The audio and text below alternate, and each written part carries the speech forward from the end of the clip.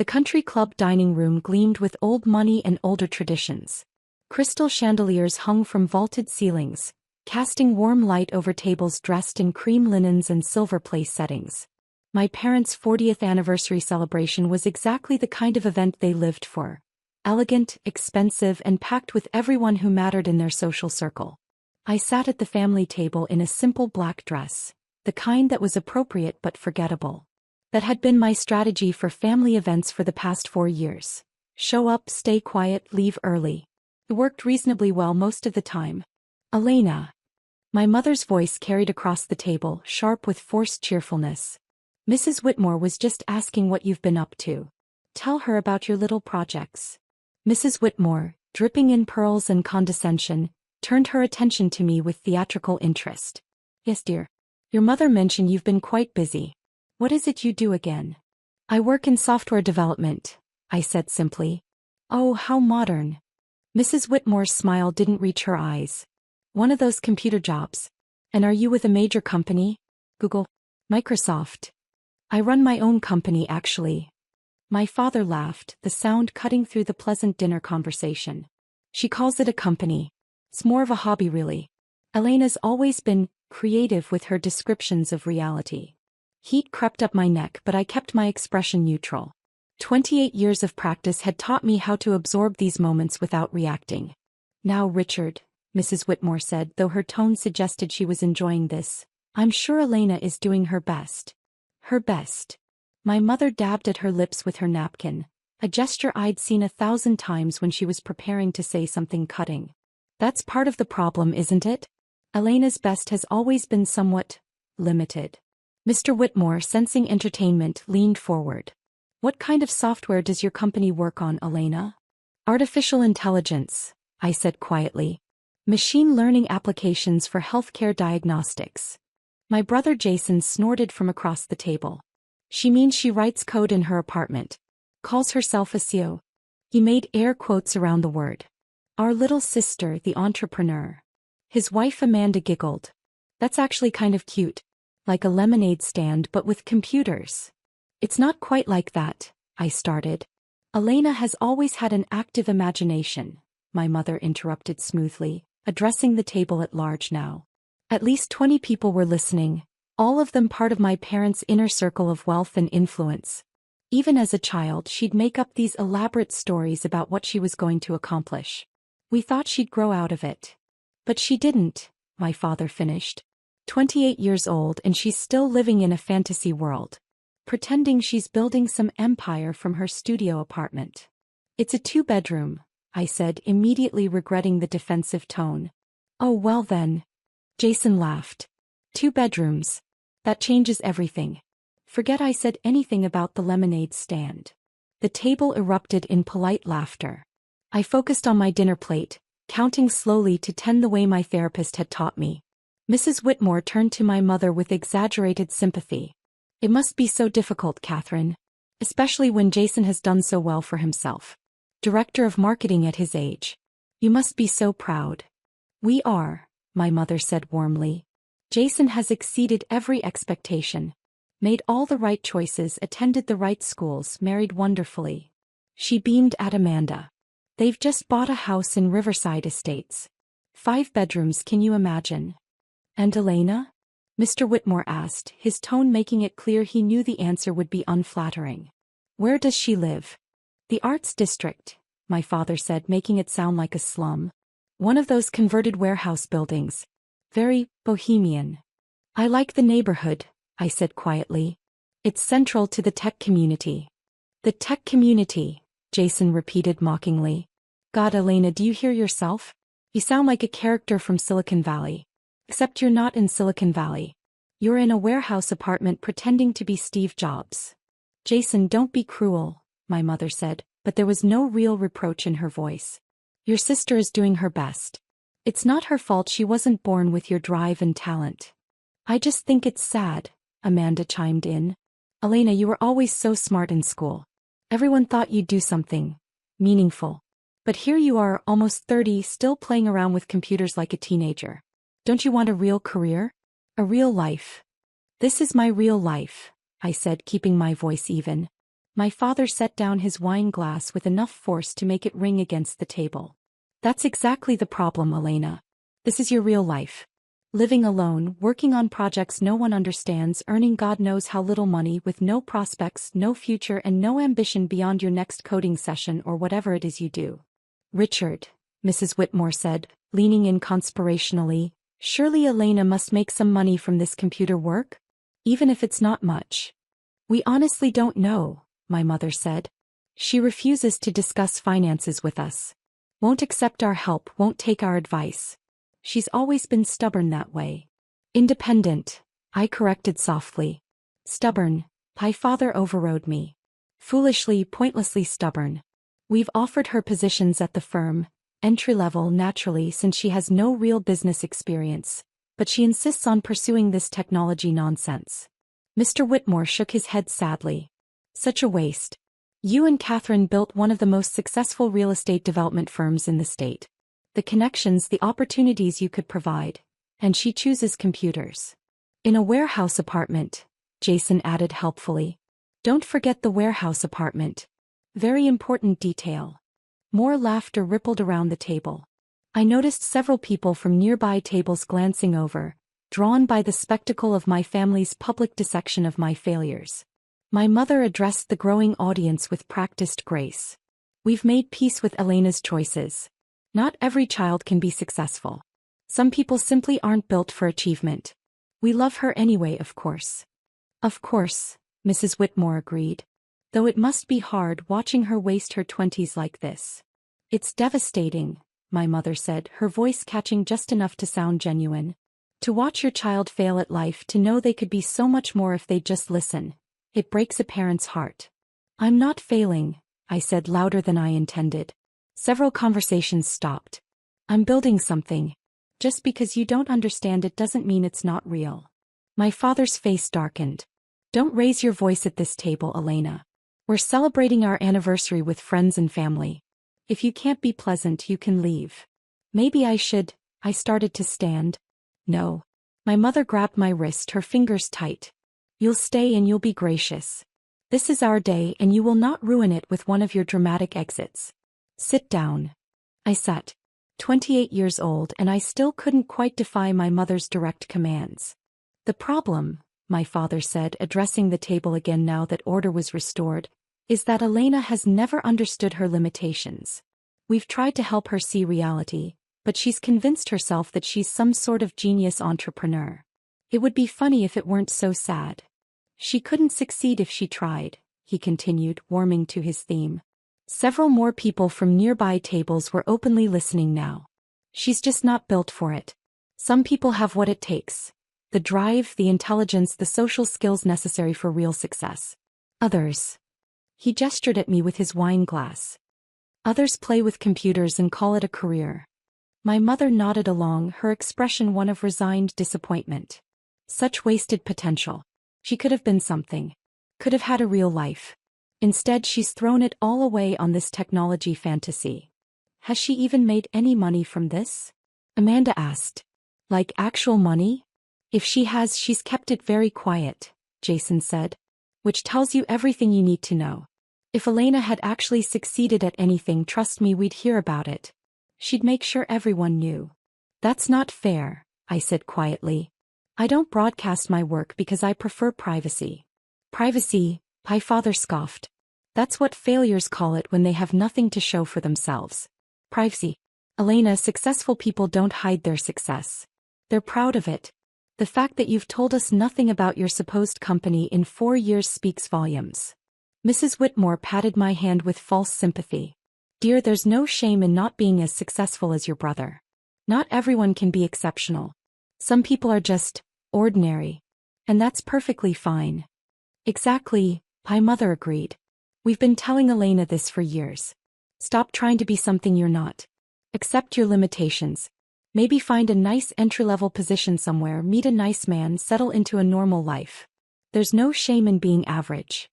I'm not average, I said, my voice barely above a whisper. No, my father agreed. You're below average. An average person would have recognized their shortcomings and adjusted accordingly.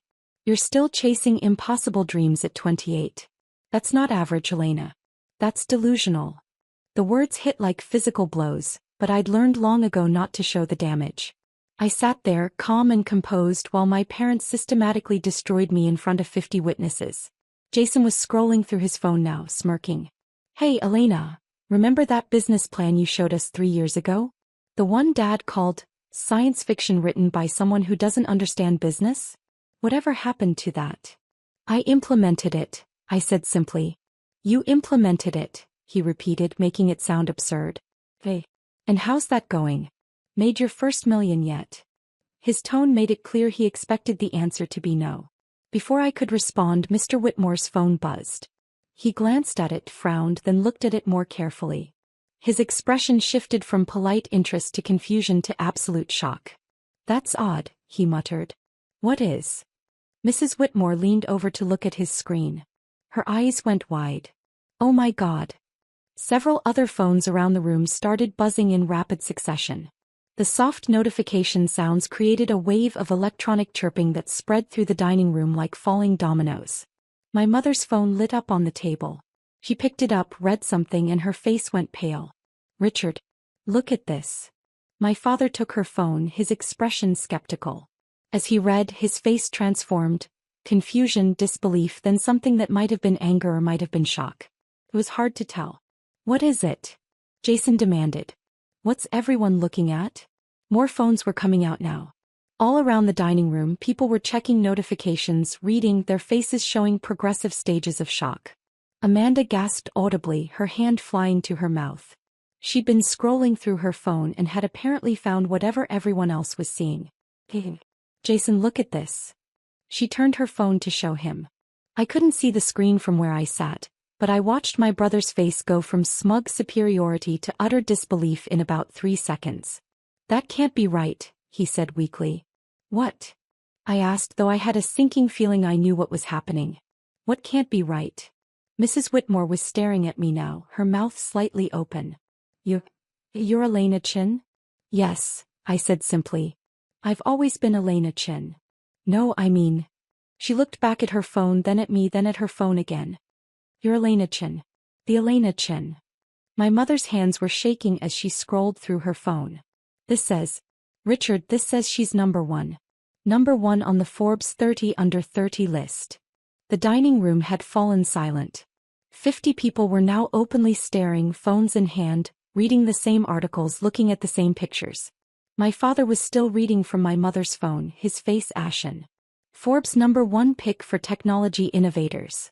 Elena Chin, founder and CEO of Mediscan AI. Revolutionary diagnostic software that's transforming healthcare globally. 28 years old. Company valuation. He stopped, seeming unable to continue. $3.2 billion, Mr. Whitmore finished, reading from his own phone. Personal net worth estimated at $890 million. The silence was absolute. Jason was scrolling frantically now, his face cycling through shock, confusion, and dawning horror. There are hundreds of articles. TechCrunch, Wired, MIT Technology Review. Everyone's covering this. It went live 10 minutes ago. But that's impossible, Amanda said, her voice shrill. She lives in a warehouse apartment. She doesn't even dress nice. This has to be a mistake. A different Elena Chin. Mrs. Whitmore turned her phone around, showing a professional photo from the Forbes article. It was definitely me, though I looked far more polished than I did at family dinners. Does this look like a different Elena Chin? My mother was reading now, her voice hollow. Mediscan AI uses advanced machine learning algorithms to detect early-stage diseases from standard diagnostic images with 99.7% accuracy. The software has been adopted by over 2,000 hospitals worldwide. It's projected to save over 100,000 lives annually by catching cancers and other diseases years earlier than traditional diagnostic methods. Elena founded the company 4 years ago, my father read from another article. Working alone from her apartment, she developed the initial algorithms. She's been notoriously private, refusing interviews and publicity while building her company. The Forbes 30 under 30 list represents her first major public exposure. More people were reading now, sharing details back and forth. Her software is being called the most significant diagnostic breakthrough in 50 years, someone said from a nearby table. Johns Hopkins just published a study on it, someone else added. Reduced false positives by 87%. The WHO is in talks to implement it in developing countries, another voice chimed in. Jason had found a video interview I'd done 3 months ago with MIT Technology Review. The only interview I'd agreed to, and only because they'd promised to keep it low profile until this month. He played it and my voice filled the dining room through his phone's speaker. The goal was never to make money, Video Me was saying. The goal was to save lives. Too many diseases are caught too late. If we can use AI to detect them earlier, catch them before they become terminal, we can fundamentally change healthcare outcomes globally. The business side was necessary to scale the technology, but the mission has always been patient outcomes. The interviewer's voice. Your software is now in hospitals across 6 continents. How does it feel to know you've created something that will save tens of thousands of lives? Humbling, Video Me replied. And like validation that 4 years of 18-hour days were worth it. Jason stopped the video, his hand shaking slightly. Mrs. Whitmore was still reading, her voice stunned. It says here that you've donated $200 million to medical research. That you've established scholarships for 500 students from low-income backgrounds to study computer science and medicine. That you personally funded the installation of your software in 20 hospitals in underserved communities. The software in those hospitals is provided free of charge in perpetuity, Mr. Whitmore added, reading from another article. Elena Chin has stated that no hospital will ever be denied access to Mediscan AI due to inability to pay. My mother was crying now, tears streaming down her carefully made-up face. You did all this? In 4 years? While we... She couldn't finish the sentence. My father was just staring at his phone, scrolling through article after article. His face had gone from red to white to gray. You're worth $890 million. That's just an estimate, I said quietly. Based on company valuation and my ownership stake. The actual number fluctuates. Fluctuates, he repeated numbly. Jason found another article. Business Insider is calling you the most important healthcare innovator of the decade. They're comparing you to the inventors of the MRI and CT scan. That's generous, I said. I just wrote better software. Better software. Amanda's voice was nearly hysterical. You created technology that's saving lives all over the world and you call it better software? A man from a nearby table approached, his expression apologetic. Ms. Chin? I'm Dr. Marcus Williams. I'm a radiologist at Presbyterian Hospital. I use your software every day. I need you to know it's changed everything. I caught a pancreatic tumor last week that I would have missed completely without Mediscan. The patient starts treatment next week. She'll survive because of your work. I'm glad, I said, and I meant it. That's why I built it. He shook his head in wonder. I had no idea you were so young. Or that you'd been working in such obscurity. The whole medical community is talking about this Forbes article. Everyone wants to meet you, thank you, understand how you did it. More people were approaching now, doctors and medical professionals who'd been dining at other tables, all of them wanting to express their gratitude, their awe, their disbelief that I was here at a country club anniversary dinner while revolutionizing their field. My mother's phone rang. She answered it numbly. Hello? This is Catherine Chin. Yes, Elena is my daughter. You want to interview us about raising such a remarkable young woman? She laughed, a broken sound. I don't think that would be appropriate. She hung up and the phone immediately rang again. She didn't answer. My father's phone started ringing too. Then Jason's. Within minutes, all of their phones were lighting up with calls from media outlets, old friends, business associates, everyone suddenly desperate to talk about Elena Chin, the daughter they'd spent the evening calling a failure. Mrs. Whitmore was still reading, seeming unable to stop. There's an article here about your workspace. They're calling it genius minimalism. You converted a warehouse apartment into a state-of-the-art development laboratory. There are photos. It's stunning. Industrial chic meets cutting-edge technology. The Arts District location provides easy access to the medical facilities I partner with, I said, echoing what I'd told Architectural Digest when they'd profiled my space. And the warehouse provides enough room for my servers and testing equipment. Your servers, my father said faintly. You have servers in your apartment. I did initially, I confirmed. Now I have a dedicated facility, but I still keep some equipment at home for after-hours work. Jason had found another article. You're being called the most influential person in healthcare technology. There's speculation that you'll win a Nobel Prize. That's premature, I said. The software needs more long-term outcome data before you win a Nobel Prize, Jason finished, his voice hollow. That's what you're worried about. Whether you have enough data before you win a Nobel Prize. The absurdity of the situation was beginning to set in. An hour ago, these people had been mocking me, calling me delusional, telling me I couldn't succeed if I tried. Now they were reading about how I'd built a billion-dollar company that was saving lives around the world. Amanda was crying now too. We made fun of you. I called it a lemonade stand. Oh God, Elena, I'm so sorry. We had no idea, Mrs. Whitmore said, though her expression suggested she was already recalculating her social position relative to mine. If we'd known what you were working on, would it have mattered? I asked quietly. If I'd told you 4 years ago that I was developing AI diagnostic software, would you have believed me? Or would you have called it another one of my fantasy projects? No one answered. My mother reached for my hand. Elena, sweetheart, I don't know what to say. We've been so wrong about you. So incredibly, terribly wrong. I pulled my hand back gently. You weren't wrong about what you could see. You were wrong about what you assumed. You saw me working from home, living simply, staying private about my work. You assumed that meant I was failing. You never considered that maybe I was just focused. My father set down his phone, his hands shaking. 4 years. You've been building this for 4 years. Every family dinner, every holiday, every event where we criticized you, told you to get a real job, said you were wasting your life. You were revolutionizing healthcare. Yes. Why didn't you tell us? I looked at him, really looked at him.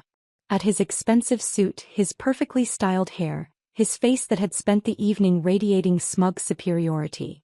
When would have been the right time, Dad? At Thanksgiving 3 years ago when you told Uncle Mark I was unemployable?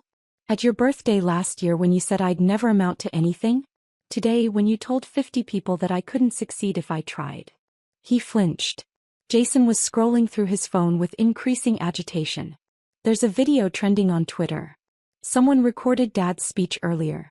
The part where he said you couldn't succeed if she tried. It's been shared 40,000 times in the past 20 minutes. Oh God, my mother whispered. People are not being kind in the comments, Jason continued. They're calling it the worst parental take of all time. They're memes. Someone created a gif of Dad saying she couldn't succeed, with your Forbes cover popping up at the end. My father's face had gone bright red now, anger mixing with humiliation. You could have stopped this. You could have told us, warned us. Warned you not to publicly humiliate your daughter? I asked calmly. That shouldn't require a warning, Dad. Mrs. Whitmore was trying to salvage the situation. Well, this is all wonderful news. Lena, we're so proud of you. We've always known you were special. Please don't, I said firmly. We both know that's not true. You've spent the evening calling me ordinary, telling me to accept my limitations, suggesting I find a nice entry-level job somewhere. You don't get to rewrite history now that you know my net worth. She opened her mouth, then closed it, unable to argue. More phones were ringing. The video of my father's comments was spreading rapidly, going viral in real time. Every major news outlet was now running stories about the Forbes 30 under 30 list, with me as the lead story. A waiter approached hesitantly. Miss Chin, there are several reporters outside asking for you. Should I tell them you're not available? Yes, please. Thank you. He nodded and retreated, but not before I saw the admiration in his eyes. Even the staff had seen the articles. My mother was sobbing openly now, mascara running down her face. How can you be so calm? We've said such horrible things to you. Such cruel, ignorant things. Because you've been saying them for 4 years, I replied simply. I'm used to it. I stopped letting it hurt me a long time ago. That's worse, she said. That's so much worse. You stopped caring what we thought because we treated you so badly. I didn't disagree. Dr. Williams approached again, phone in hand. Miss Chin, I hope I'm not intruding, but I just spoke with the head of radiology at Massachusetts General. They're using your software and they wanted me to pass along their gratitude. They're catching cancers 2 to 3 years earlier than they were before Mediscan.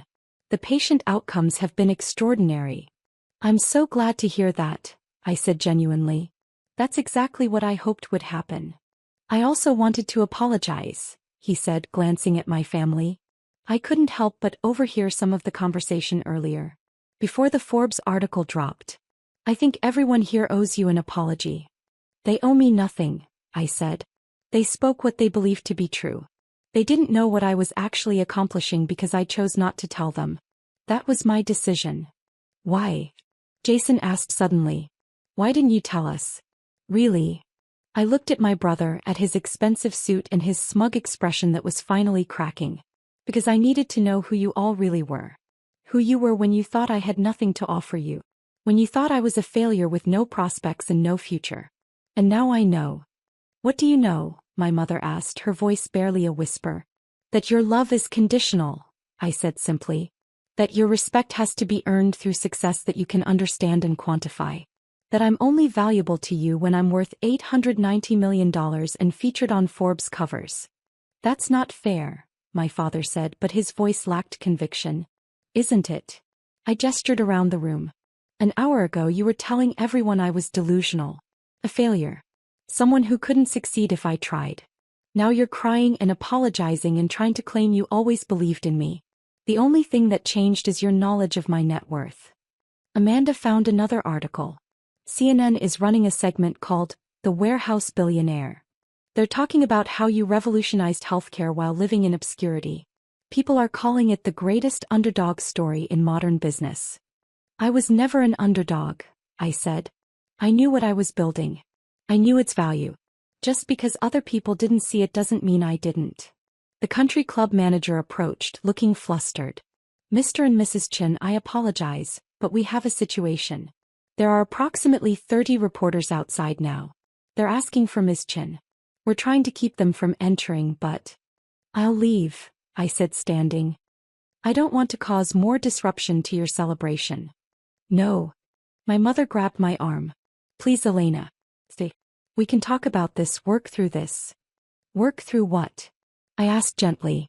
Mom, you spent the evening telling your friends that I was a failure, that I'd wasted my potential, that I couldn't succeed if I tried. Those words came from somewhere real. The Forbes article doesn't erase them. But we didn't know, she insisted.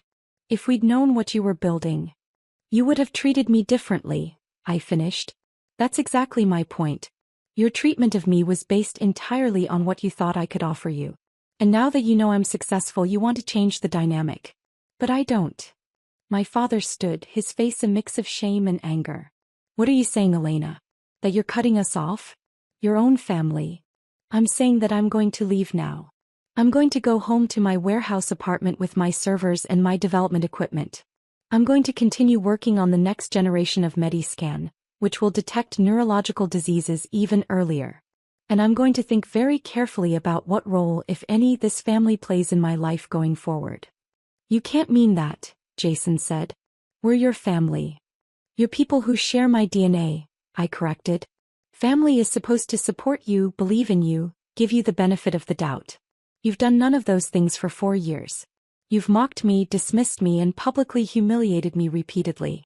The Forbes article doesn't change what you've done. It just makes you regret it. Mrs. Whitmore tried once more. Elena, surely you can forgive a few thoughtless comments. Your parents love you. Do they? I looked at my mother, at my father, at their faces showing shock and shame and desperate calculation. Because from where I stand it looks like they love my net worth.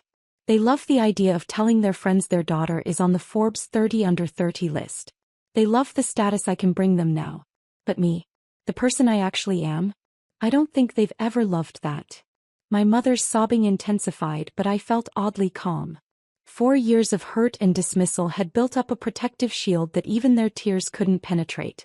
I pulled out my phone and sent a quick text to my security team. They'd been on standby since the Forbes article dropped, knowing this might happen.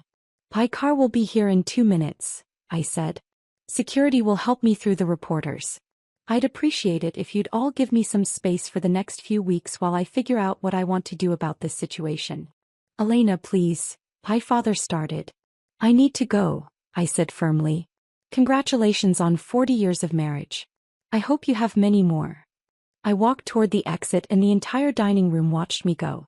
50 people who'd spent the evening watching my parents tear me apart, now watching me walk away from them with quiet dignity. As I reached the door, Dr. Williams caught up to me.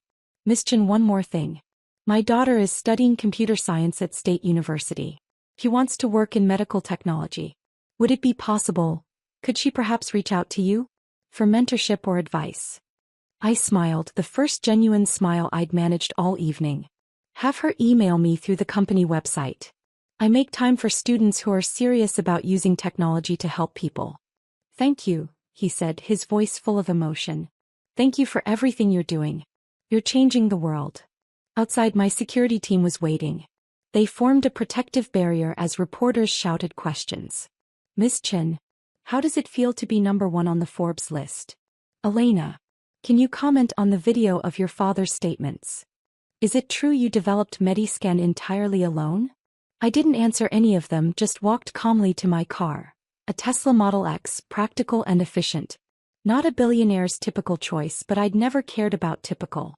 As we pulled away, I looked back at the country club. Through the windows, I could see my family still sitting at that table, surrounded by people whose opinions they valued more than their daughter's well-being. My phone was exploding with notifications. Interview requests from every major media outlet. Speaking invitations from conferences and universities. Messages from colleagues and competitors, investors and advisors, all of them wanting to congratulate me or attach themselves to my sudden public success.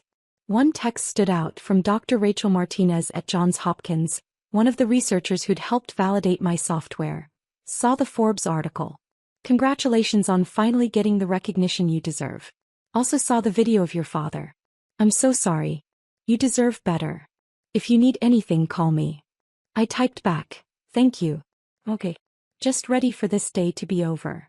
Her response came immediately, "Want to grab coffee tomorrow and talk about the next phase of the neural detection algorithms? Work is always a good distraction." I smiled. "Yes. That sounds perfect." Because that was the thing, the work was real. The lives being saved were real. The hospitals using my software, the patients being diagnosed earlier, the families who'd get more years with their loved ones because a tumor was caught in time, that was all real. My family's sudden recognition of my worth? That wasn't real. That was just reaction to a Forbes article, to a net worth estimate, to public validation they couldn't ignore. I'd built something meaningful while they were calling me a failure. I'd changed an entire field while they were suggesting I get an entry-level job. I'd saved lives while they were telling everyone I couldn't succeed if I tried. And now they wanted to claim pride in my accomplishments, to bask in reflected glory, to tell people they always knew I'd be special. But I knew the truth. And so did 50 witnesses who'd heard every word they'd said before they knew who I really was. My phone buzzed again. A text from my mother. "Please come back. We need to talk. We love you." I stared at the message for a long moment, then turned off my phone. Tomorrow I'd deal with the media storm. Tomorrow I'd figure out how to maintain the privacy I'd worked so hard to protect. Tomorrow I'd decide what boundaries to set with my family and whether those boundaries would include any contact at all. But tonight I was just going to go home to my converted warehouse, pour myself a glass of wine, and review the latest test results from the neural detection project.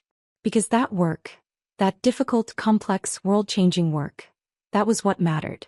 Not Forbes lists or family approval or net worth estimates. The work was what mattered. It always had been. And unlike my family's conditional love, the work had never let me down.